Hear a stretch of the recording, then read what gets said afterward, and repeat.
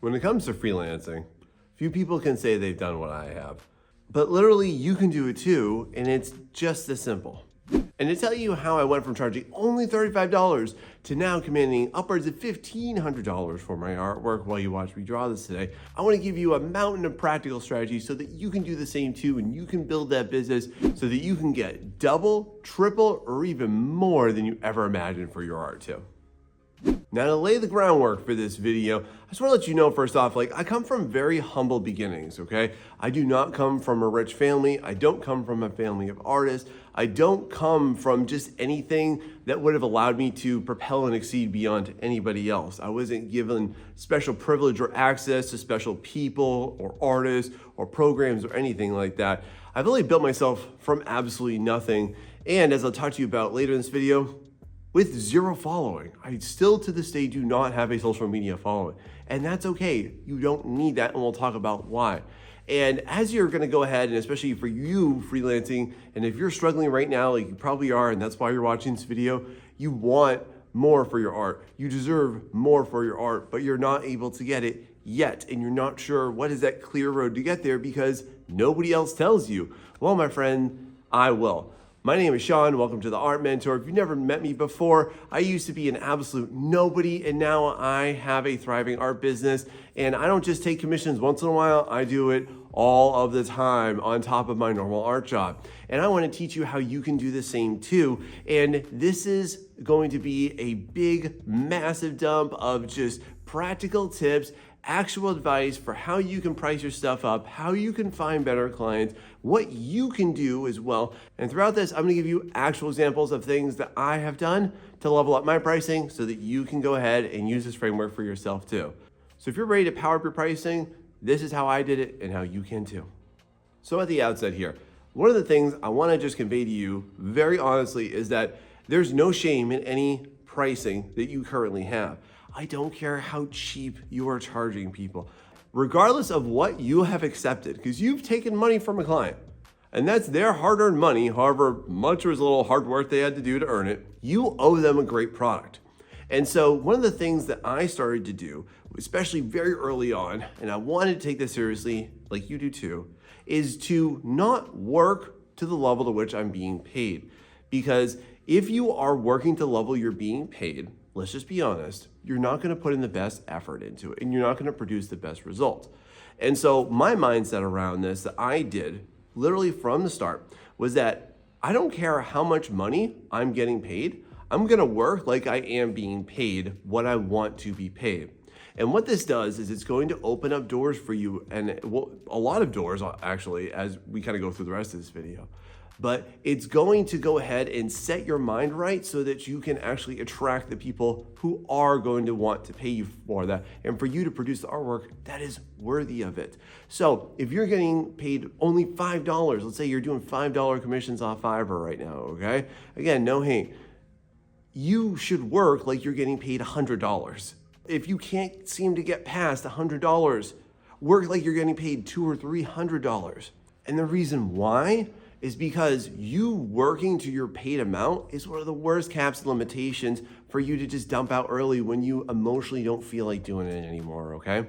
And then also, this entangles itself into this practice that I started doing pretty early because I realized that really nobody buys it that's of value or of future worth to you. You have to ditch everything cheap that you are offering. And what am I specifically saying? I'm gonna give this to you in a really simple sense and then break it down. You need to ditch anything that is less than a fully done rendered piece, okay? If it is not a portfolio piece, get rid of it. Don't offer it because you don't want to be seen as a cheap artist. Not long term. You want to be seen as an artist of value, my friend. And this is how you're going to do it. You have to go ahead and level up yourself so that you can level up your value. It's not one for the other, okay? If you do this, this is one of the biggest powerhouse tips for you, along with everything else I'm gonna go over with you today. All right, piggybacking off of that, one of my favorite things, even to this day, I still do this, by the way, and that's still how I'm able to continuously grow my pricing. And by the way, how would you like me to save you the next 10 years over the duration of this video? Because that's my main objective here, okay, friend? And that's why I have always thought to myself, what's the next price point? even when I was charging $35, I would say to myself, all right, Sean, what does $50 look like? And then I would get there and say, okay, well, what does $100 artwork look like? What does a $200 artwork look like? What does a $300, $500, $750, $1,000 and higher artwork look like? And I became obsessed with this idea. And so what this opposes is this common idea, not who is going to buy it or where they're going to buy it. I think a really common flaw a lot of freelancing artists make, especially just any time in their journey, is that they're going to be like, oh, well, these clients aren't here. They're on this platform. Or you'll say, well, they're not any of these places. I need to go ahead and do this. Or I need to have a big following. And that's a load of crap. We'll discuss that soon. One of the things I realized I want to share with you so that you can do the same too is you have to instead wonder this. Who is a better client? What is a better product that you have to make? And then here's the biggest one. How do you be better? What do you have to do better in your work? So for me, I had to take a big introspective look at my work and be like, you know what? I notice all of these higher paid artworks that other people are posting. And I see how like, okay, I'm getting 35, they're getting 75. Oh, look, their rendering is a lot better. Or I'd be like, oh, wow, they're able to do way different materials than I can. Okay, check. Okay, they can do some different dynamic lighting. Okay, cool. Oh, wow, look at their expressions. Or look at the lighting in this scene. This is awesome. I need to do more stuff like that. And when I say be better, I don't just mean like that typical like grind set mentality. That's nonsense. But instead, y'all, you need to shift the blame off of the clients not having money or the economy or any other trash like that. No, friend, you got to look at yourself and just say, okay, it's always about me. It's always about my artwork. It's always about my growth. This is what I started to ponder and think about. And then through doing that, that opens the channels to everything that you actually have to do. You are always in control of what you're able to produce and what you're able to command, because that's what I did. And that's how simply you can do it too. It might not be immediate, but I'll give you some advice as far as how you can go ahead and implement those strategies into your commissions or into your personal work so that you can get more commissions. How's that sound? Now, I seem to remember that around the time that I started to charge not quite $100, maybe like $70, $75-ish dollars, okay? I started to notice this giant growing, oozing sore in my life. And it's probably the same for you too. And the condition I had was trying to grow a following on social media. Are you feeling this way too? This sucks, doesn't it? And the thing I just want to follow and let you know is that I still don't have one. I am not focused on it. I am instead focused on my artwork and what I can do still to this day. And the thing that I started to realize around this price point is that social media is literally one of the worst places for you to go, depend on, rely upon for you to get clients. And that's because of this thing called an algorithm. So what it's doing is it's not trying to match better clients to you, clients that could like your art. It's showing them more brain rot. And so social media, I discovered, was the worst popular way for you to get clients, because it's not, that aren't cheap. And you're only gonna get the ones that are cheap there. And here's the thing, you can grow a following and get way higher pricing, but aren't you sick of waiting? And who knows if that'll ever happen to me. But I'll just be honest, I don't care. And I don't think you should either. And so I really want to advise you on this because this is what I realize, and I think it'll help you a lot too. Please get off of algorithm-based art commission platforms that are not meant for artists, but they're meant for businesses to rip you off of getting really cheap commissions because it's a race to the bottom. But get off of artistry, get off of artisan clients, get off of any platform that's going to take a cut of your profit. Get off of Fiverr, get off of Upwork, okay? And if you're not sure where to go, again, I'm gonna tell you right now, I would look on Discord servers, I would look on forums, I would look on subreddits, and I've heard a lot of good things about VGen too, but that's coming soon. I'm gonna go ahead and learn a little bit more about that before I full on recommend it, but I've heard good things. And if you're not sure about how to use these and how you shouldn't use certain ones, you'll never find a better wealth of actual practical actionable advice than right here on this channel. And if you wanna learn more like that, please go ahead and hit that like and subscribe. And if this video is helping you, please share with another artist you know so that we can help them get their pricing up to a better sustainable model like you want to. And I say all this, by the way, as somebody who's not paid, not sponsored, not endorsed by any other platform or program, but just because I remember how hard it was and how much it sucked at your level, and I want to help get you out of there a lot faster. Moving on. I feel that this next topic is a big rite of passage for everybody that wants to freelance, whether or not you're trying to do that in a commercial space or whether or not you're trying to do that in a private space like I am. And so this next topic is that I learned what happens based on what type of offerings you're making, and specifically like what your portfolio is like and what type of art examples that you have to try to attract the clients that you want.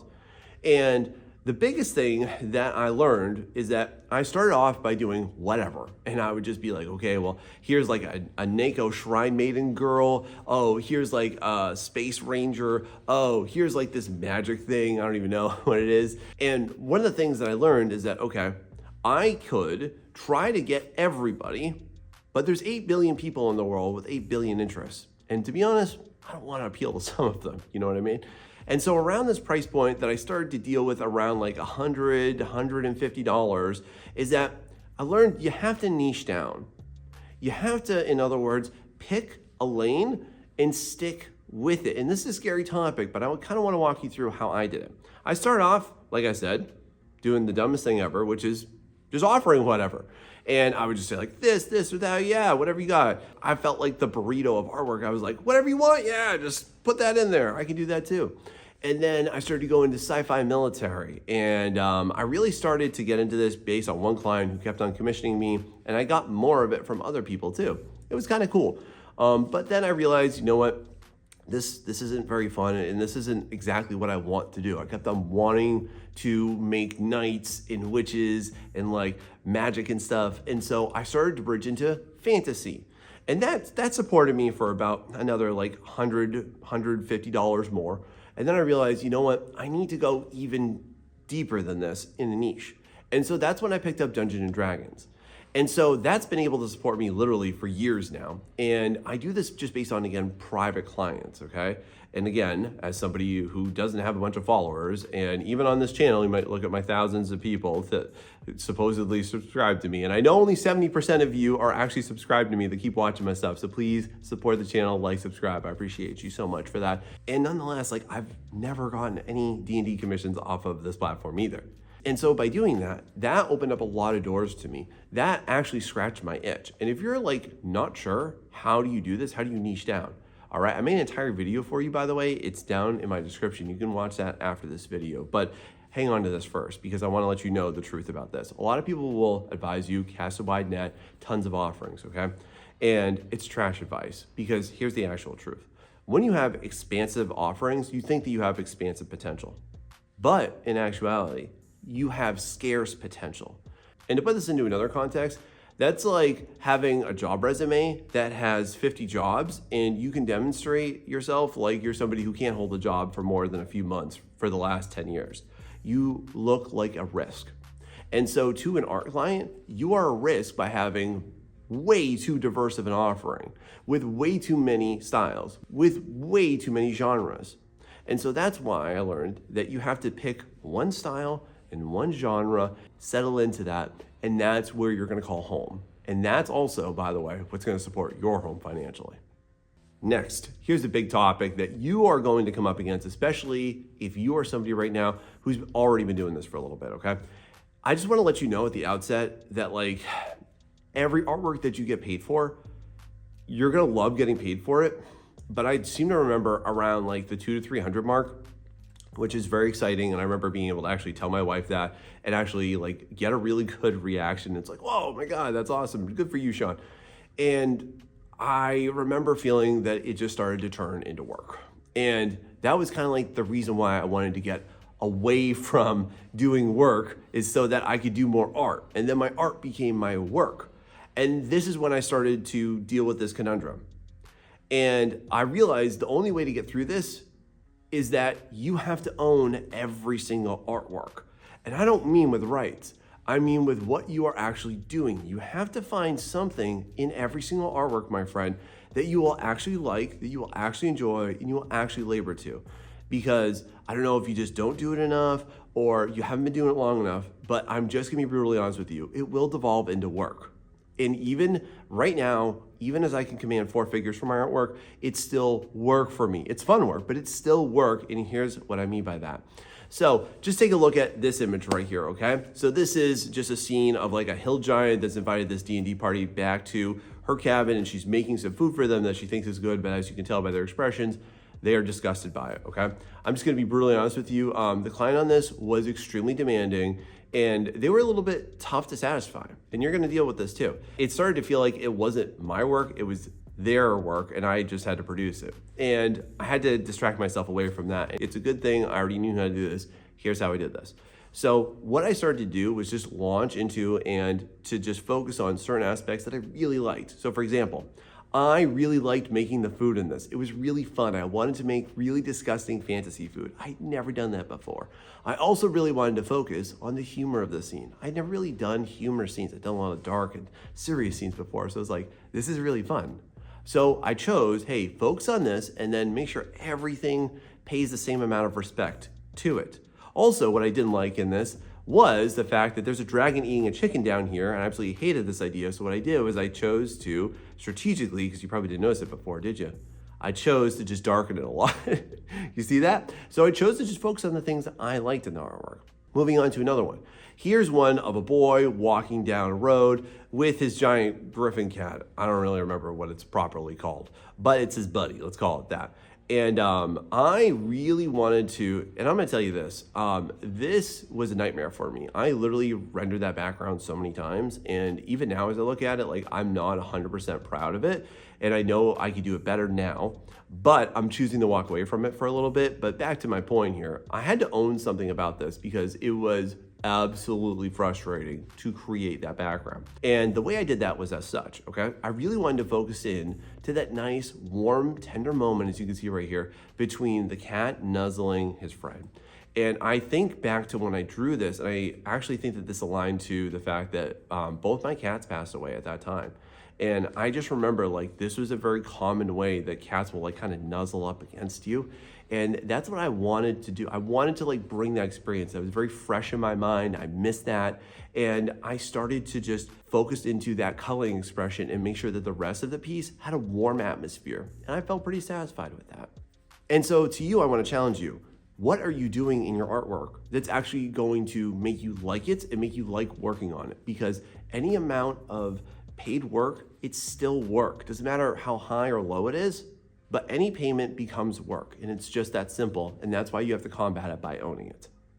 Next, around this period, I also started to kind of wonder this to myself. I was like, you know what? I have been online for 5 years freelancing around this point, and I see so many artists struggling, and I would see so many videos come up, even on this platform or on any other platform, and I would just kind of scratch my head and be like, why do they think that works? Like, I know that doesn't work. And the thing that I want to let you know, friend, is that right now, regardless of what you've been told, regardless of what you heard or felt, it has never been easier to win this. It has never been easier for you to stand out. It has never been easier for you to attract clients. And you might say, well, it's not true, Sean, or there's an impossible standard, or AI is a thing. But listen, friend, I am not going to be arrogant here in saying this, but I want to be very honest because I am someone who is observant and somebody who's been coaching and helping people one-on-one and then also through this channel, which is, by the way, around the time I started this channel 5 years ago. And I started to notice that most artists are doing things and they're following strategies that just don't work, and they're doing things so wrong that it should be painfully obvious. Because here's what my general observations are. Most artists will give up after about a month. Most artists will try to post things and be totally inconsistent. Most artists will be desperate in how they come off. And I've done all of those things too. I'm not putting myself up here on a pedestal like, oh, I would never. No, I have. That's why I come from a place right now speaking to you as somebody who's screwed up every single one of the things that I talk about in this video and all of my other ones. I have done all of the mistakes so that you can reap the benefits of it, okay? And I really want to let you know that from the bottom of my heart, it has never been easier to win. The difference though, is that you can't follow what everybody else is doing. Please realize this. If you're going to follow what everybody else is doing, I realized around like the $300 mark, then I can't hope to ever succeed them. I can only hope to get a scrap of what they're able to get, or at best, exactly what they are, which is inconsistent and low pricing. So if you're right now wrapped up in this philosophy that like, oh, you can't make it or it's too late or whatever, it's not. You just have to do different. By doing different, you stand out. And that is what the entire focus of this video and my channel is all about, because I've been where you are and I want to help get you out of it faster. Next, let's talk about what you have, what you're putting out there, what you're offering for your clients. Because one of the things that I noticed is that when I was really early on, I would say these things like, why am I not getting clients? Why is my art better than theirs and they're getting less than me? Have you seen that too? And what I kind of realized here through examining other artists, I started to realize that there were issues with my early offerings. And that was why I wasn't getting art clients. And that's why I wasn't commanding the price that I wish that I had. And so one of the things that I did that I noticed a lot of artists do is that all of their offerings, and I did this too in my portfolio, it all looked the same. It had the same exact type of character, wearing different yet similar-ish clothes in a similar environment. And a lot of them had the same color palette. A lot of them had the same background or no background. And they had the same exact light source. And that's, just to put this into perspective for you, I need you to understand right now from a seasoned professional as far as like why that's not gonna work out for you. People don't buy your artwork, my friend. I just need you to know that. The reason that they stop the scroll, that they scroll through one person's stuff and message them versus not you, is simply this. When they look through your artwork, they're looking for a sample that aligns to their vision of what they think they want. They do not look at your artwork and go, wow, amazing. Here's my PayPal. Here's money. No, what they do is they look for somebody and something that aligns to what they think they want. And so that's why you have to have a variety of offerings. And what I mean by that, because I want to be very specific with you so that you can level it up too. You want dynamic lighting that's not the same across your whole portfolio. You want to get diversity in terms of your characters. Again, not the same ethnicity, not the same skin tone, not even the same race, especially if you're doing fantasy stuff, okay? You do different monsters, different classes, different races, all of that stuff. You want to do different moods so that they can see, oh, I want a funny scene. I want a really brutal, intense scene. I want a really serious scene, so on and so forth. Because what nobody really tells you is that you don't want everything to look the same, even though they might all be part of the same niche. Because your diversity equals your monetization potential. You've never heard that before though, have you? Now, as you're really starting to get cranking into this, okay? And I started to do this, I remember around the time I was hitting like $100, $150, is that I realized that like, if I wanted to keep going, I couldn't just do what the client was asking. And I used to just satisfy the client's request and they'd say, please do this. And I would say, here you are right back. And I kind of realized that one of the main principles that you have to stand by at this point is that you have to work way above the spec. Because one of the things I realized here is that the lamest version possible of the artwork is what the client wants. Which remember, they're not artists. They don't think like us. They're not creatives. That's why they paid you, right? And so one of the major things I started to do here, along with owning my artwork, this sounds the same, but it's very different, is I started to insert personal challenges. This again, keeps things fresh, keeps things of ownership to you, and keeps you progressing. So here are some examples right here. So in this piece, I've got this dragonborn character who's mounted on top of a dragon, right? And one of the biggest things that I wanted to do in this scene after hearing my spec was that, I really want this to be sunset lit. I'd never done that before. I also wanted to do Asian mountains, and I really want to do a dragon roaring. I'd never had that opportunity. And so these were the learning objectives that I put into this. Next, I had this fairy and her cute little flying dog thing. And in this one, I never really had the opportunity to do a really cute and a warm scene too. This is not like a big bad character who's like slicing and dicing about ready to massacre people. No, like this is the polar opposite. And I really wanted to convey that message throughout this entire thing, this warm scene, this really cold, dark atmosphere. And then in this battle scene right here, more up my jam, but I wanted to create a cohesive, dynamic battle scene. All the characters all fighting one big giant baddie. I never had the opportunity to do that. And I had to think a lot about how do I direct the eye? How do I compose this? How do I not make this look crowded? How do I make this look like a huge battlefield where this could potentially exist like the client wanted? And so the biggest piece of advice I want to give you at this point is that I have always had this philosophy, please steal it from me, which is that the client doesn't know the best version of the artwork until I give it to them. That's what I started to embody, and that's what I started to embrace. And I think that if you do this too, you're going to embrace a lot more money in your bank account because you're doing it, and especially down the road. How's that? Now, let's talk about a really important topic that I know is going to shift everything, the way that you are currently conducting your business and your practices, and how that's going to challenge some of the stuff that you heard about online and you're seeing other artists do, and why this was necessary for me and why it's going to be necessary for you too, friend. So when it comes to pricing, let's talk about how to do this a little bit better and what you can expect. First and foremost, you have to really think about, how did you learn what you learned right now? How did you adopt your current practices? And typically it's just from the other artists that you see online or other artists that you think are doing better than you. And the issue that I kind of realized is that you can't expect to succeed as much or greater than those people by doing exactly what they're doing. And so this is when I started to adopt pricing strategies that nobody else does. And so to give you a few examples, the most common thing that you're going to see a lot of artists do, and I'm going to tell you why this will not be a good strategy for you, is that they're going to make a commission sheet and or they're going to just generally display their pricing. And one of the things I realized is that around the $100 to $200 mark, that process actually deters clients. And here's why. Because they start to look at that as a higher ticket item and they start to compare it versus what they could do. Well, I could go out to eat a few times. Oh, I could get a couple of games. Oh, I could buy this instead. And so what I realized is that clients aren't buying my work. They're buying my pricing. And if your pricing is the only reason people are buying you, you have this mixed up. Because here's the reality I learned. You actually sell your value, not your artwork. And I know that sounds weird, doesn't it? And I started to adopt these kind of mindsets because I started to learn a lot about high ticket sales and better sales strategies. And the one thing I realized is that nobody who's actually making good sums of money ever displays their pricing. Instead, what they do is they just go ahead and they invite a conversation. And that's when I started to have more conversations way before I started to get into pricing talks. And no, I don't ask them, what's your budget or anything like that. That's a new version of that you don't want to follow. Instead, I get to know them. I get to know their project. I get to know the details, and then I can make an informed quote. And if you think about it, there's a lot of businesses that you know right now that don't display their pricing. You can't go to an automotive shop and know everything about every possible scenario. You can't call up a carpenter. You can't call up a baker and ask for a custom cake.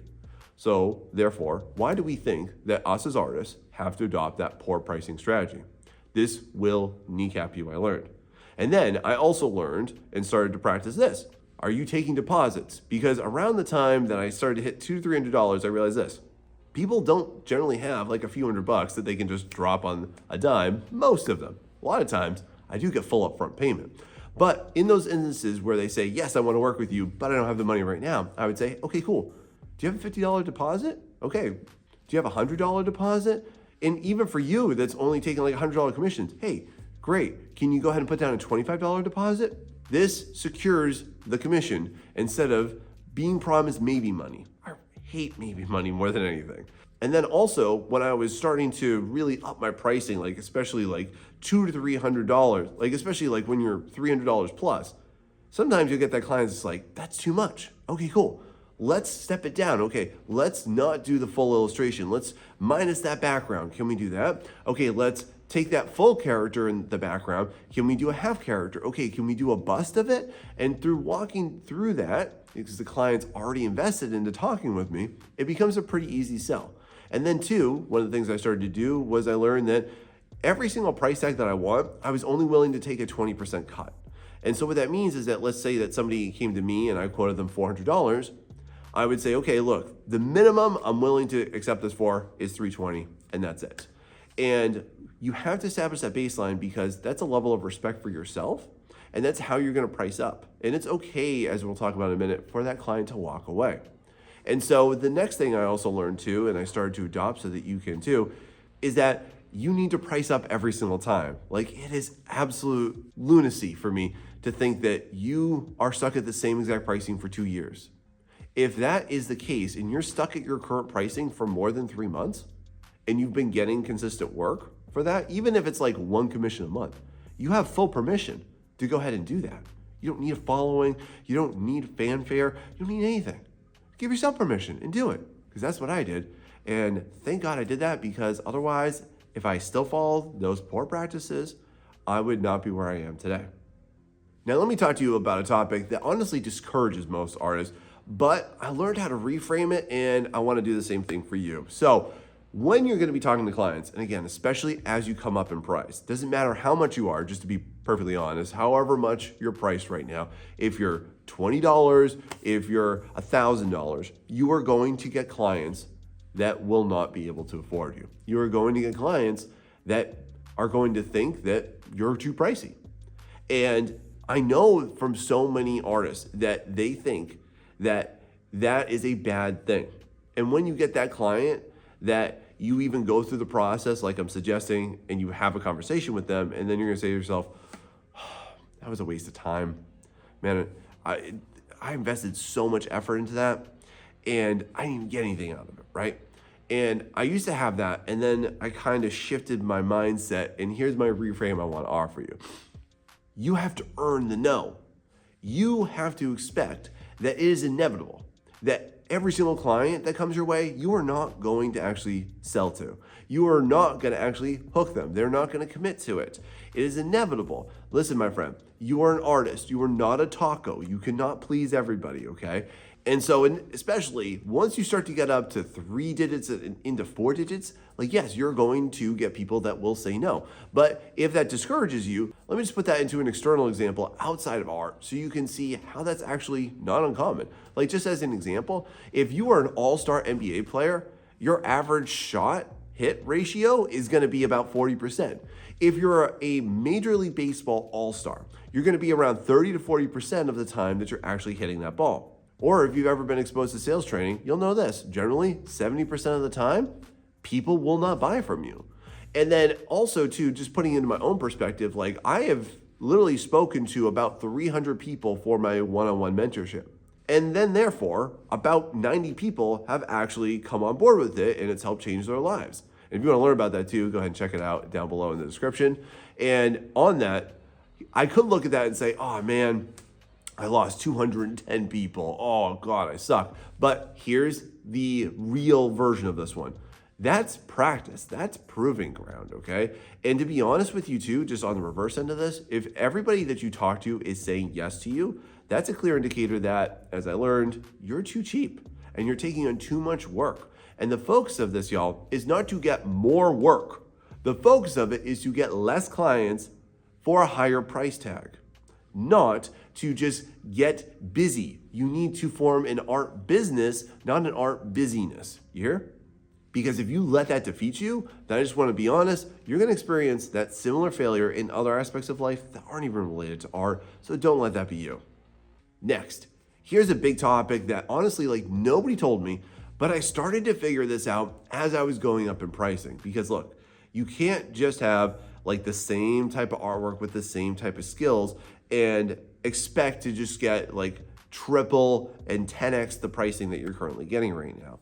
There are certain things that clients at different price points expect to get, and that even if they won't say it to you, this is what will attract them. We'll call this client bait, if you will.